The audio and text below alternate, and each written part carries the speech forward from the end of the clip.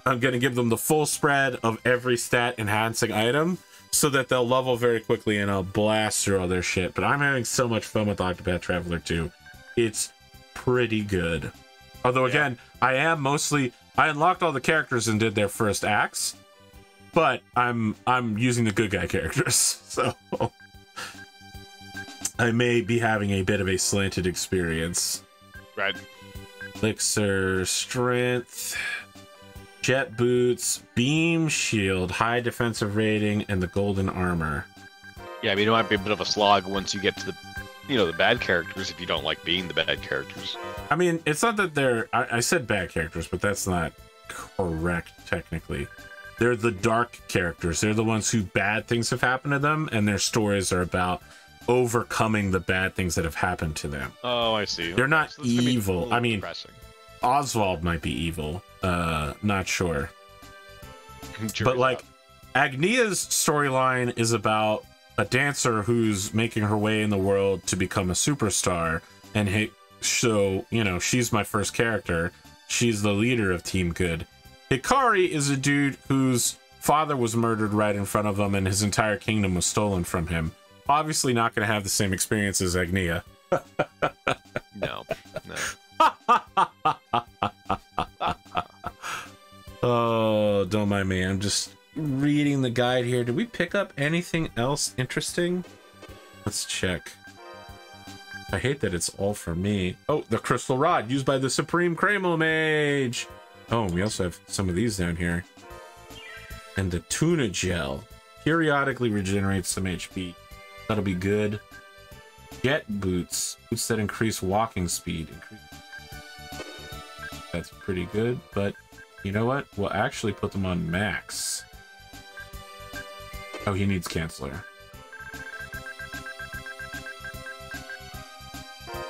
They're just made for walking. The Supreme Kreml Mage. Now, it's Keel, isn't it? He's the Supreme Kreml Mage. That is a pretty good boost, though. I will take that.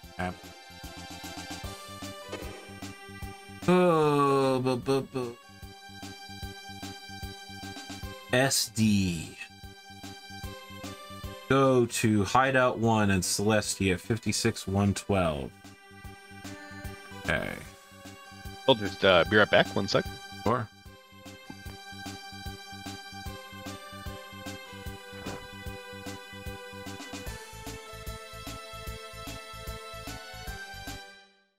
Well, folks at home, while Connor stepped away, I just want to say how proud I am that I was able to puzzles in a game with children. Kind of top-notch work that puts me in the top 1% of all streamers.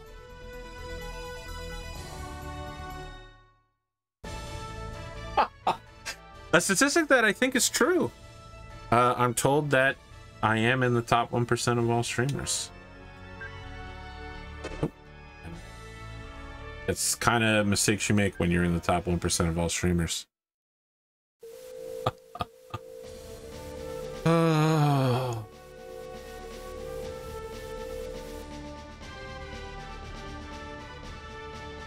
Inverse Dome, we're flipping over to Celestia.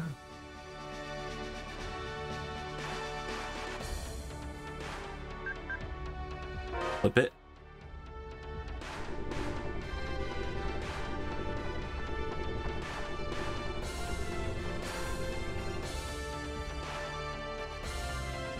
Back to the Celestia port.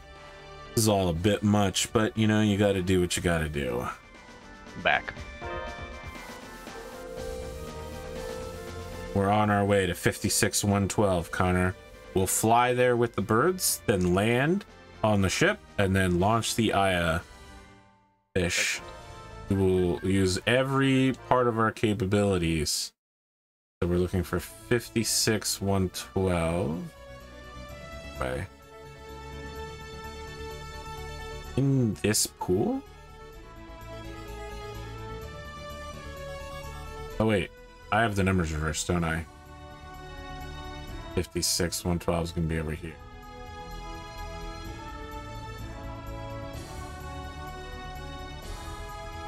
Safe to just go ahead and land and figure it out. Nope, I relaunched the Ironbirds. My bad, but these are the kind of mistakes you make when you're in the top 1% of all broadcasters.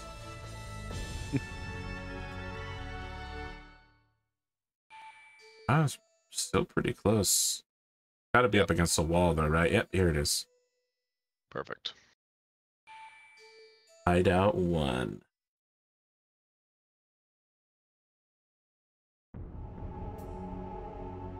There it is, the Swordian sword. Sword of the Swordians. This light, it must be the invisible key we got from Valkyrie. That means this sword is a gift from Valkyrie. Could it be SD, the sword beyond human comprehension? Let's see. Judgment Knights are... I don't see anything different about the sword. Must have some kind of special hidden power. I'll just give it a try. Alright, so how do we use SD? SD stands for Summon Destiny, a hidden Kraymel you can only summon once every 30 minutes of gameplay. Note that only you, the player, can force Merity to cast it. The AI never will. So let's see if it shows up on her skills list. Destiny. And so, the wheel of life turns. The outside force, 200 TP. Yeah. Well, Connor, you want to go find some schmuck to go beat up so you can see what it looks like? And then we'll wait the 30 minutes out. Where to go to beat people? We'll just do it in Chazelle's castle. Oh, wait, we gotta go get, ship. Or we gotta go get the ship customized. Got a fuck ton of money. I'm told that my occasional random cursing makes me seem less super educated and more accessible to the people. What do you think, Connor? You know, I think people like a little bit of cursing in their streamer for sure. I just meant in general, not necessarily for a streamer. Oh, I see. But I mean, yeah, I agree that people do like cursing in their streamers. Yeah, people have no taste. I think there's a point sometimes where where you know people stream and they sort of like reflexively use it a little bit too much, and that can be a turn off for me. But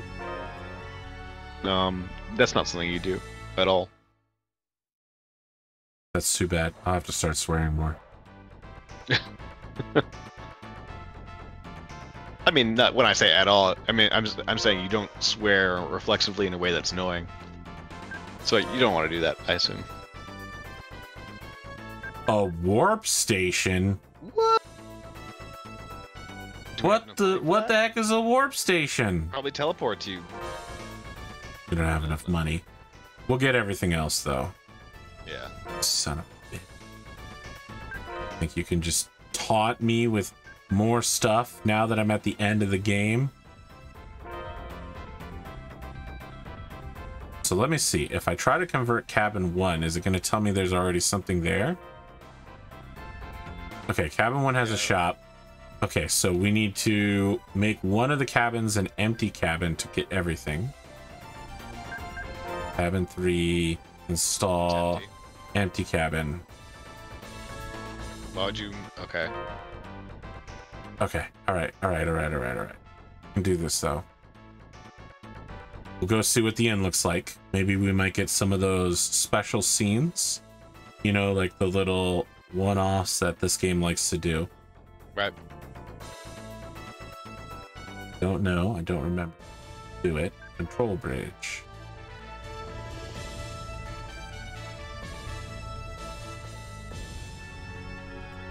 Yeah, man.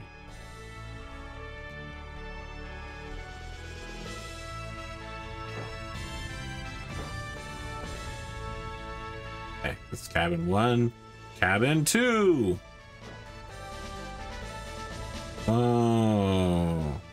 I'd like a divider between the beds, actually. And an entertainment system, but this isn't bad. I'm starving. I'm starving. Wonder if you say something different if you're another character. It's funny, the light itself has a divider. That's kind of interesting. See that? Ah, So you're the right. light Yes. only casts on one side of the bed, but there's two lights. Yep, I see that. I like that. I would prefer ultimate privacy.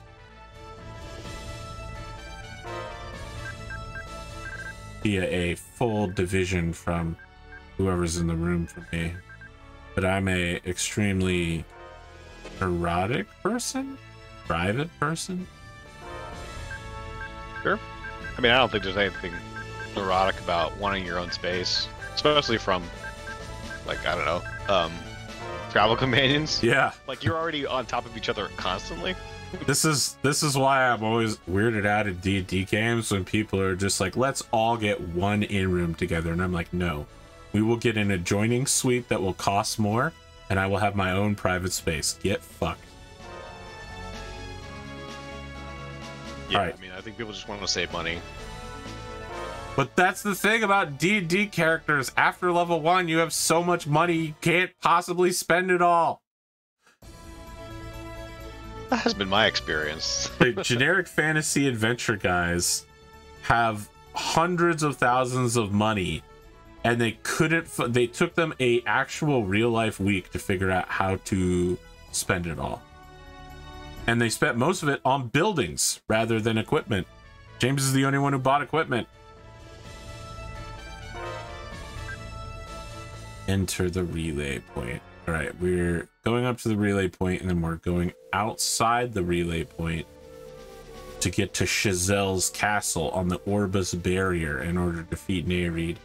Isn't it nice being able to say all these fake made-up words strung together in a way that wouldn't make any sense to anyone who wasn't playing this game? Sure.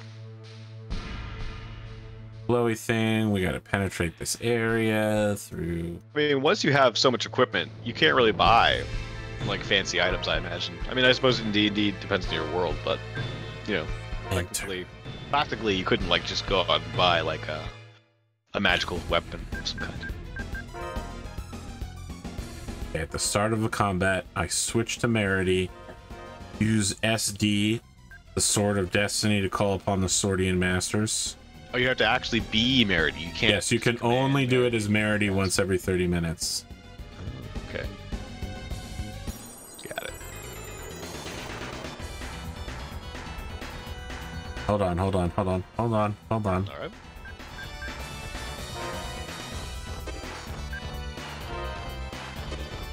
How do I do this order? Yes. I switch to Merity. Player 1. Okay, sorry, I have to still keep setting things. Destiny!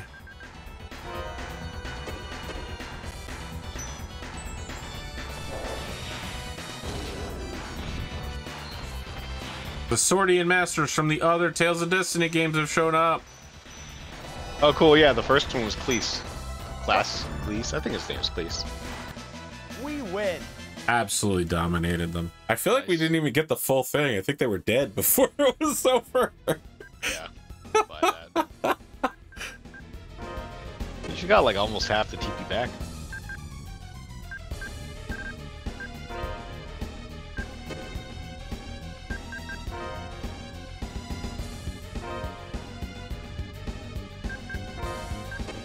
Oops. Definitely want to save it. So we need a half an hour from here. Should be able to use it again. Okay, blah, blah. This is the last section of the game. Equip your best stuff. Make sure someone has a Saphira. So you're earning double money. Warrior symbol, emerald rings, fairy rings, blue talisman, resist rings. When you face a boss, change your equipment. Pick the right path. Follow it linearly till you come to a dead end with a lift. Right. So this time we want to go up.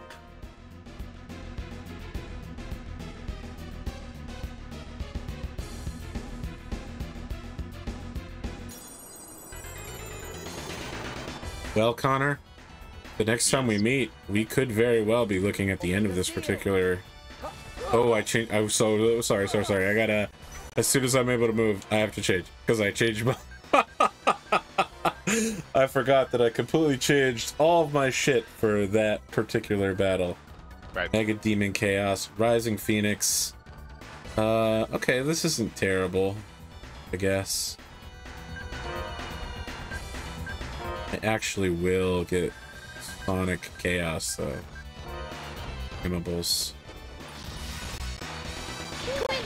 I like how this stick is technically considered to be a longsword.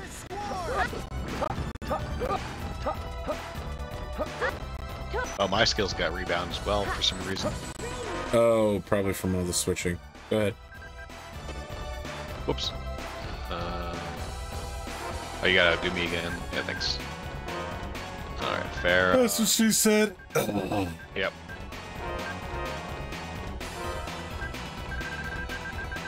Appreciate you setting me up for that one real easy. All about the easy layups. Alright. Rising Phoenix! We're not gonna lose so easily.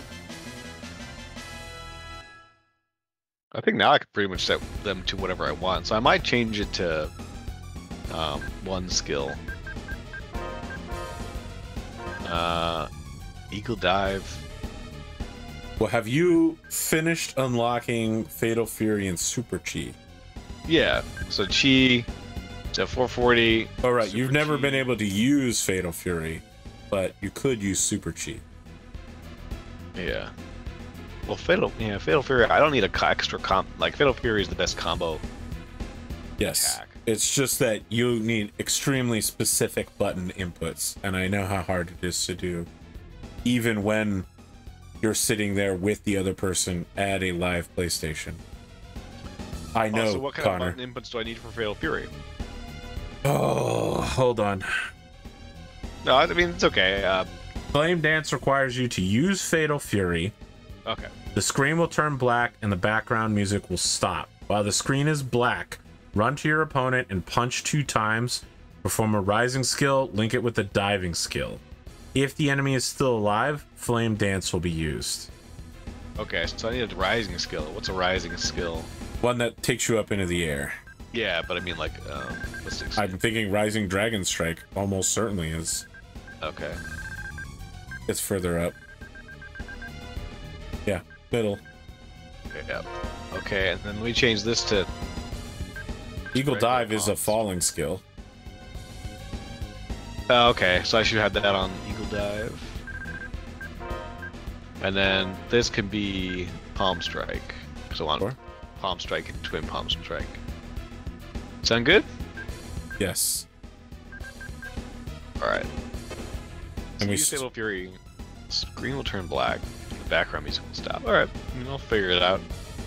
Then you need Have we ever Rising used skill. maximum burst? Oh, so again, the other problem with these is that you can only use them when no one else is doing any Kreml attacks, or Right. I'm not doing Burning Phoenix. So I wouldn't worry too much about them. It's incredible when you get them off, just like it's incredible when I get Burning Phoenix off, but Yeah. it's also extremely hard to pull off. He said right as he used Burning Phoenix. Fatal Fury! Indignation! I lost you, man. You were like way off the I map, was just way beating. off. You beat somebody's ass. I think I was doing nothing. I don't think there was anything there. I mean, there were 2 people over there that you killed. Maybe. My man tells me he's doing nothing, when in reality, he's doing everything. All things. Let's do it. There! Rising Phoenix! Twin Palm! Fatal... These swords think they can beat me? The Sword Master of Swords? Forget about that.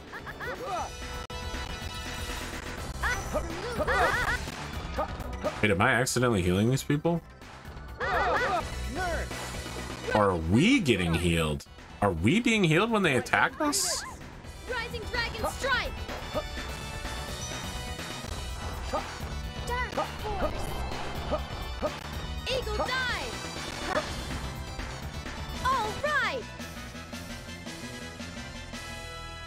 we may want to start considering,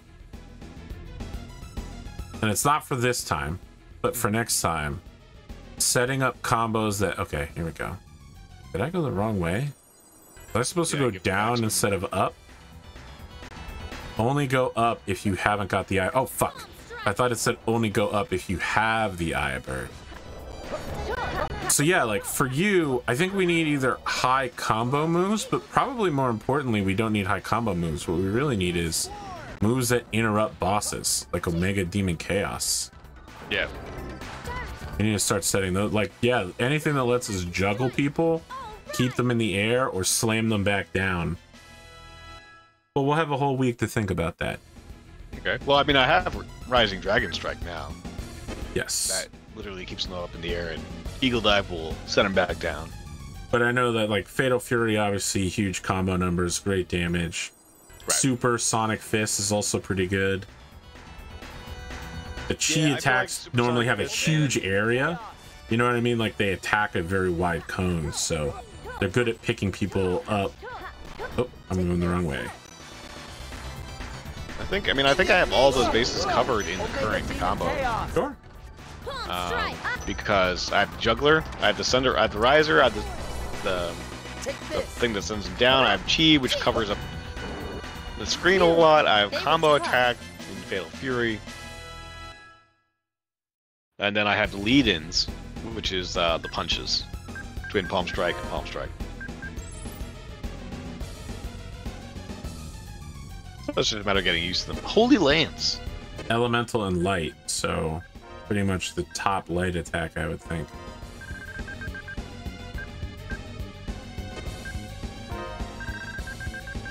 Holy Lance. Definitely sounds like one that we're going to want to use against the God of Darkness. Mm-hmm. Too bad we already have the God of Darkness. Ironically, though, I believe Nereid is still Shadow type. We'll see. Down. Now we're going the correct way. Grab the chest you see as you descend. Inside is Eternal Melodia. Nereides. I must be far ahead. Yeah. Nereides' final weapon. Go back up. Hold on. Omega Demon Chaos. Take this. I think we're going the right way. I'm just further ahead in the guide than we need to be. We may be coming up on the Secundes battle, and if so, we might be better off waiting to do that until next week. Take this. I don't think Secundes is that bad in this mode, but Secundes on hardcore is truly awful. Yep. How was that? We have Maxwell, so once we hit Secundes at half HP, we automatically win if we use Maxwell. I think. Oh.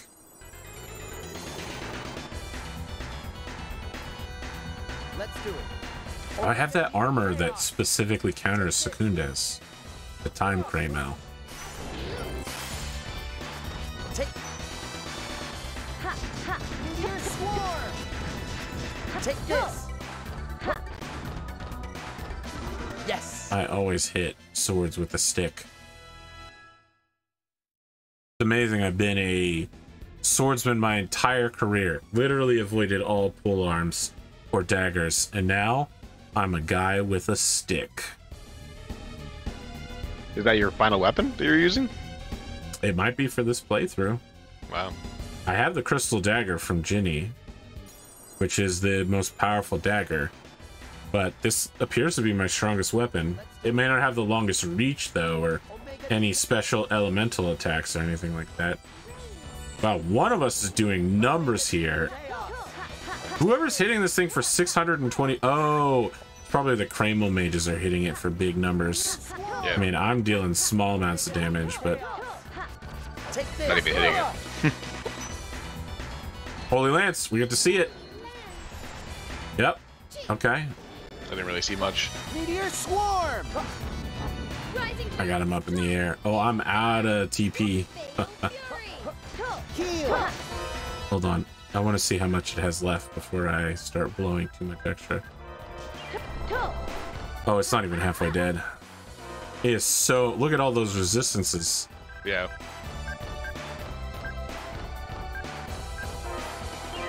Bad. Fatal Fury! Oh, I went the wrong way. Omega Drop. He poisoned? Who poisoned him? 18 hit combo. I canceled his attack. Omega Meteor Swarm. I see you using chi over here. Solid. Yeah, solid. chi's- Correct uses of chi. Some damage. Is that it? 20 hits. Pretty good for 0 coordination. It's not like the old days. It's not like Yeah. when we had 25 outside the tree way back on the first disc at the beginning of the game, and we were like, yeah, we'll definitely beat this in the future. SD. Destiny. We never did. We hit 27 one time. I mean, things just don't last against us, or they interrupt much more often. That's now. true. I assure you, though, we aren't going to do it, but at least not now. But if we play the New Game Plus mode of this game, things will last a lot longer. On hardcore mode. Whoa, Let's do it. these guys look Omega serious. Demon Chaos. You think these guys look serious? Wait until I get started. Fatal Fury! Boss. Dizzy. Let me take a shot at it, boss. Omega Demon Chaos. Ray. Oh, okay. You're paralyzed. Well, that is a problem with a solution.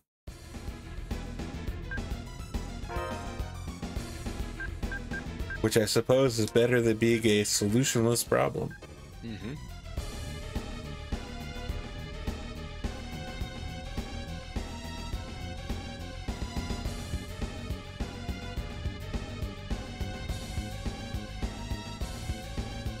Hey. The beginning area? I sure hope we can go back through that door now. Oof. Sheesh, I was worried. This is a good place to stop, though, I think. Okay. I mean, we're about 5 minutes away. I don't want to get started on Secundes or anything like that.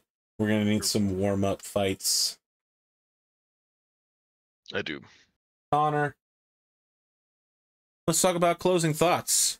Having thoughts in general is my problem. I've got bad ones. My problem with the thoughts is typically especially at the end here, is the lack of them. So I see. I mean, which one's worse? I don't know.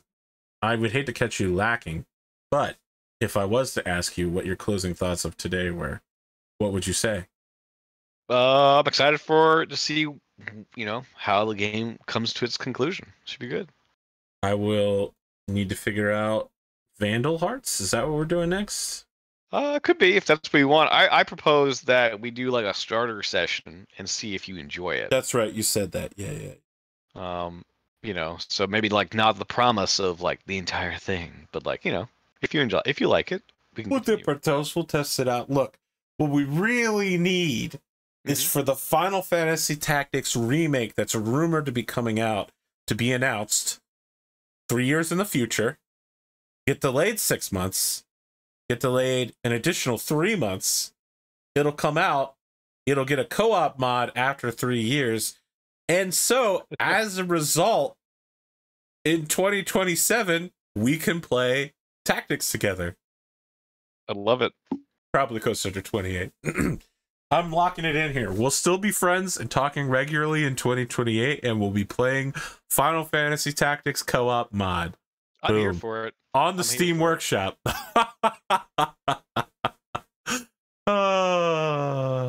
We can dream. It's yes, you're a author, artist, and I am a retired professional Twitch streamer.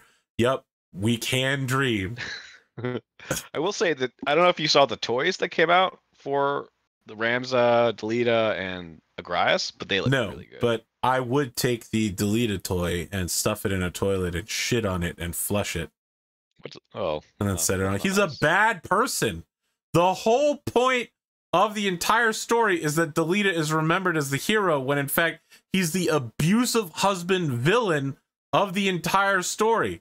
he causes almost all of the bad events to happen. It just, Conor, he's bad. He's a bad guy. You feel bad because bad things happen to him in the beginning, but then he does bad things to everyone he meets.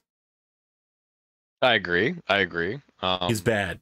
My boy Ramza, you want to talk shit about my boy Ramza? That's a straight up hood thug G. He's an original knight, okay? Original knight. He comes straight out of Eorzea, I think is where they're at. And he saves the entire world repeatedly, at least twice in one game. Egros. I think he comes straight out of Egros. He's a crazy motherfucker. Yeah, Ramses is awesome. But I mean, Delito, I mean, the bad guy. I recognize he's a bad guy. Game, you know? He's got game. He gets a political marriage with a woman who hates him. Yeah. He has a lack of game. He has a distinct... The one thing we know about the leader is that he has no game, Conor. No, I disagree. I disagree. Manufacturing such circumstances is the game. Is his game. He has... In terms of what people mean when they say, that guy's got game, he has no game. The one thing we know about him, for sure, zero game. I mean, he ain't no simp, but, you know. He ain't no simp. He marries a woman who doesn't like him and didn't want to marry him. He doesn't need her, Just saying he ain't no simp to make it sound like he's Sigma. Jesus, Conor. He ain't no simp. I take offense, sir. I'm a fucking mega simp. That's okay. You know, the world can have both. My boy Ramza didn't come out of the slums of the South after having lost his position, his army, everything, in order to save the world from two distinct cataclysms and make best friends with Cloud, optionally. Cloud Strife. All right. Cloud, For a man who didn't have any closing thoughts, you sure had some real fucking spicy thoughts. Some real bold but controversial positions, Conor. I mean, all I said was the toys were good. I think then you sort of took that. You said Delita has game. Well, that came later.